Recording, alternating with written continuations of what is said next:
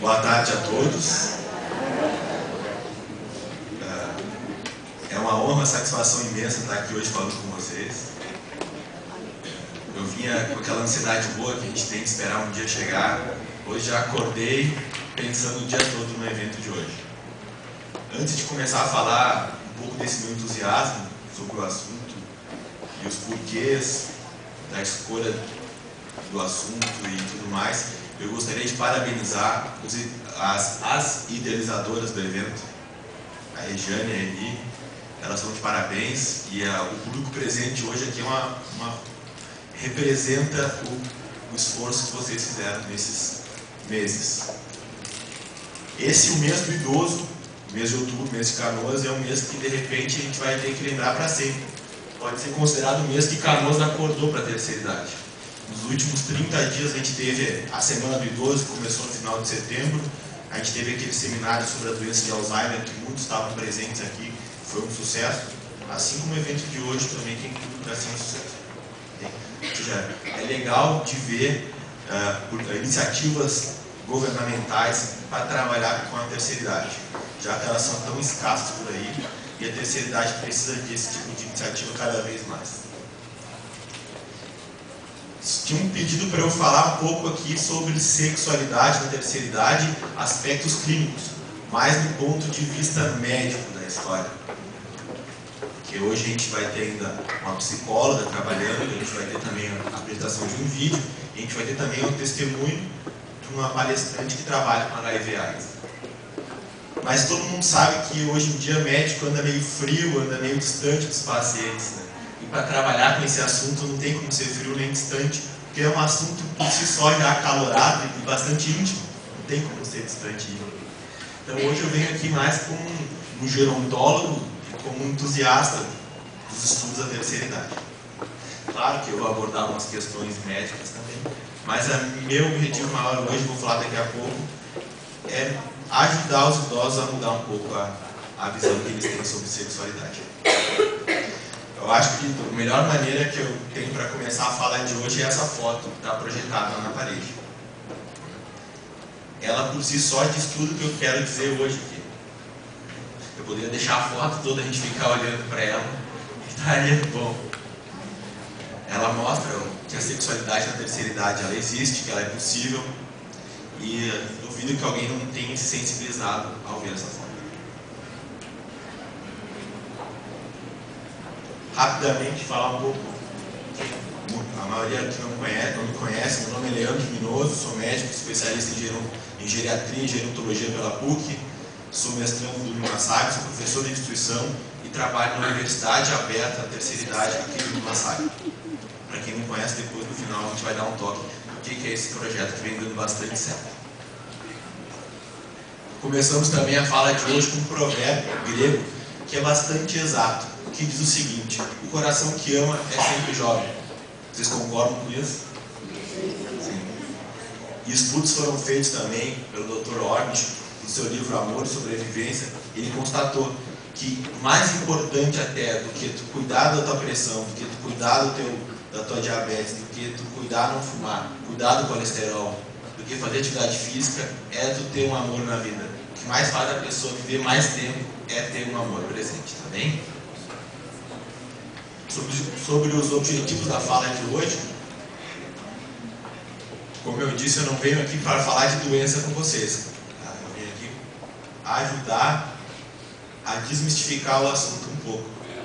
Ontem na aula a gente acabou trabalhando isso, a gente fez uma atividade muito boa, hoje a gente espera dar continuidade. Nosso objetivo, eu acho que o objetivo da minha fala hoje, o objetivo do seminário como um todo, é justamente esse, de quebrar o gelo no assunto de sexualidade e terceira idade. É um assunto meio tocado, um assunto meio guardado, escondido. Esse seminário vem para isso, para a gente quebrar o gelo. De repente, hoje não teremos todas as respostas, todas as soluções, todos os caminhos, mas pelo menos a gente vai ter entrado no assunto. Bem? Outra maneira boa de começar falando também são essas duas fotos. De um lado aqui a gente vê um casal abraçado, admirando a paisagem. Isso tem a ver com sexualidade. E do outro lado a gente vê uma senhora muito bonita se olhando no espelho e depois se maquiar. Isso também é sexualidade. Bem? terceira idade, hoje em dia, os idosos de hoje em dia no Brasil, eles pagam um preço muito alto por terem envelhecido. Porque a gente vive numa sociedade que é basicamente formada por jovens. Ser idoso hoje em dia é um desafio imenso. E é um desafio imenso por causa dos preconceitos que existem por aí. Muita gente acha que idoso é feio, que idoso tem que ser triste, que idoso tem que ter a memória ruim, que idoso não pode ter cargos, que idoso não pode ter posição num trabalho mais elevado, que não pode namorar, que não pode amar, que não pode se apaixonar. São milhões e milhares de ideias por aí, todas preconceituosas em relação à terceira idade. Vocês sabem que elas estão por aí.